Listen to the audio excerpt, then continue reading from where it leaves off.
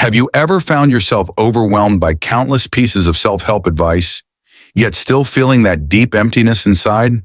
You're not alone. In a world packed with life hacks and shortcuts, many of us continue to struggle with anxiety, feelings of inadequacy, and a lack of fulfillment. Today, I want to share something that might truly make a difference. Ancient wisdom that has withstood the test of time and remains incredibly relevant today. And no, it's not just another motivational phrase for social media. These teachings have endured because they work, offering practical insights to enrich our lives. Welcome to Modern Stoic Wisdom. Here we don't just discuss life, we equip you with the tools to master it.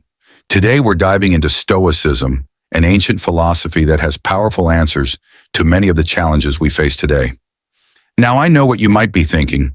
Stoicism sounds like something outdated, fit for dusty bookshelves. But let me assure you, Stoicism isn't about suppressing emotions or quietly enduring life's hardships.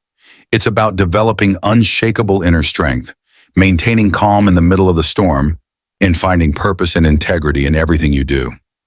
Over the next 30 minutes, we're going to explore Stoic principles that have stood the test of time and see how they can help us deal with the chaos of daily life.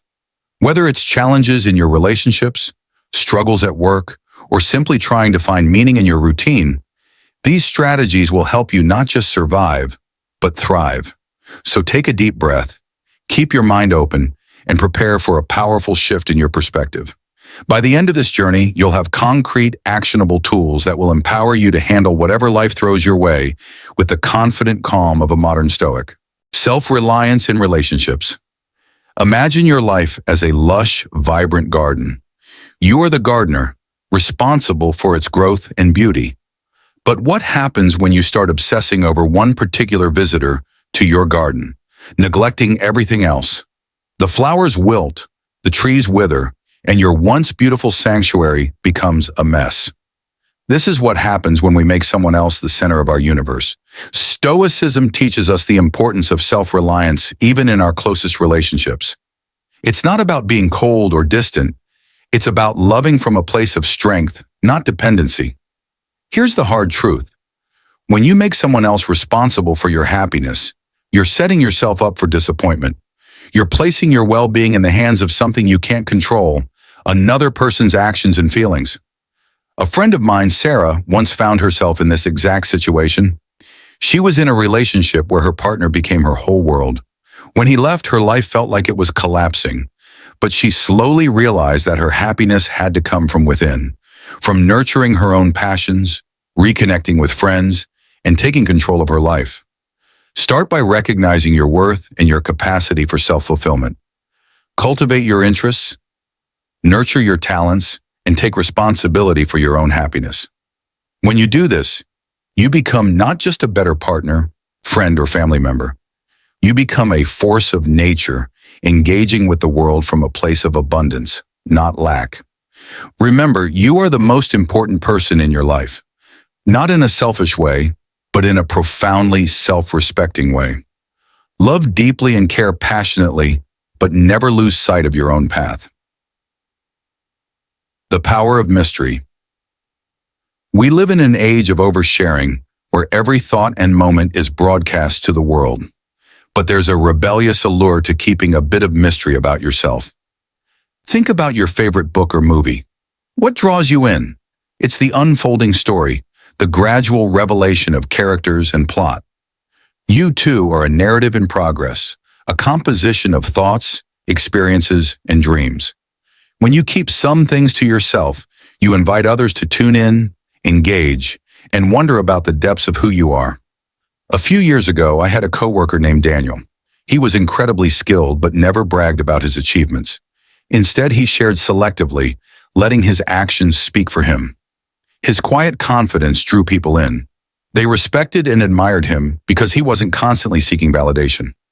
As the Stoic philosopher Seneca once said, "He who does not wish to be overly known has more time to reflect." Start practicing this by being mindful of what you share. Not every thought needs an audience. Reflect on your inner world. Cultivate personal projects and reflections without feeling the need to exhibit everything. By doing this, you maintain a sense of mystery that fosters respect, curiosity, and meaningful engagement from others. In a world of open books, be the one people can't put down, the one they're eager to understand more deeply. Communication balance. Let's talk about the art of communication, Stoic style. If you're always the one reaching out, always initiating conversations, you might be missing the subtle rhythms of genuine connection. It's like being a musician so focused on playing your tune that you don't hear the orchestra around you. The Stoics remind us that there's wisdom in listening, observing, and allowing space for others to come forward. Take my friend Alex. He used to always be the first to message his friends, organize meetups, and make sure everyone stayed in touch.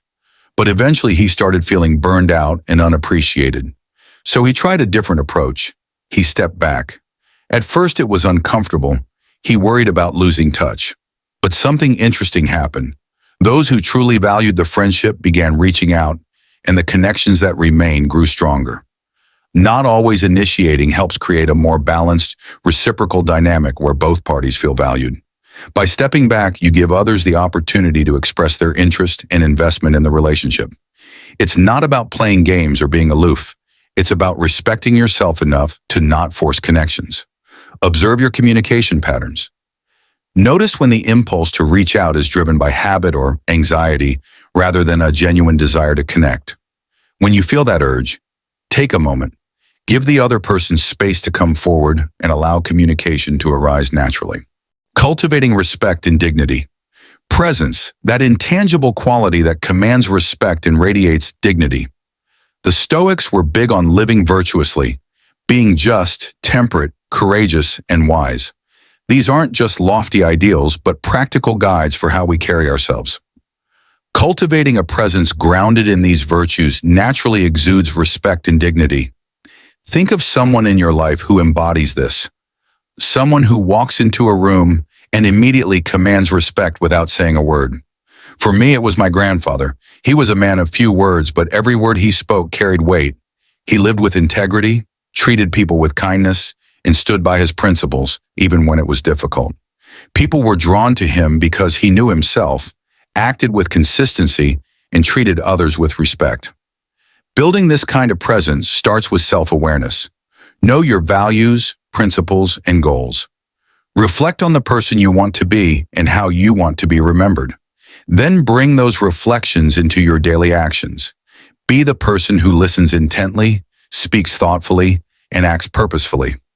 Show up fully, whether in a conversation, a project, or a casual interaction. Offer your undivided attention and respect. Over time, these actions accumulate, shaping how others see you, and more importantly, how you see yourself. Cherishing your time in our hyper-connected world, where being busy is worn like a badge of honor, the Stoic principle of cherishing your time is more crucial than ever. This concept isn't just about time management. It's about recognizing the profound value of each moment we're given.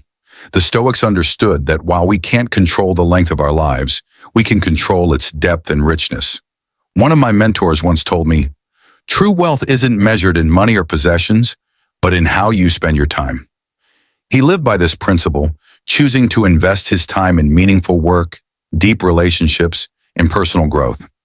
He wasn't always available, and he didn't feel the need to be. Instead, he focused on what mattered most to him, and it made his presence in those moments incredibly impactful. To cherish your time is to guard it wisely. Be discerning about how and with whom you spend it. Prioritize activities and relationships that add value and meaning to your life. Audit your typical week. Are there activities or commitments that feel more obligatory than joyful? Begin to set boundaries. It's okay to say no. In fact, it's essential for your well-being and growth. When you're with loved ones, be fully present. Engage deeply with your hobbies, interests, and passions. By living each moment fully, you nurture a deep, enduring sense of contentment and well-being that comes from within. Nurturing inner joy. In a world constantly trying to sell us happiness in the form of the next big thing, the Stoic concept of nurturing inner joy is revolutionary. This isn't about fleeting moments of pleasure or external validation. It's about cultivating a deep, enduring sense of contentment that comes from within. Life is unpredictable and filled with ups and downs. If our happiness hinges on what's happening around us, we're on a constant emotional roller coaster. A few years ago, I went through a particularly challenging time. Work was overwhelming, and personal challenges seemed to pile on. I realized I had been relying too much on external factors to feel good. A successful project at work, a compliment from a friend. It was exhausting. I began to focus instead on what brought me peace and fulfillment beyond these fleeting moments, spending time in nature, reading, and practicing gratitude.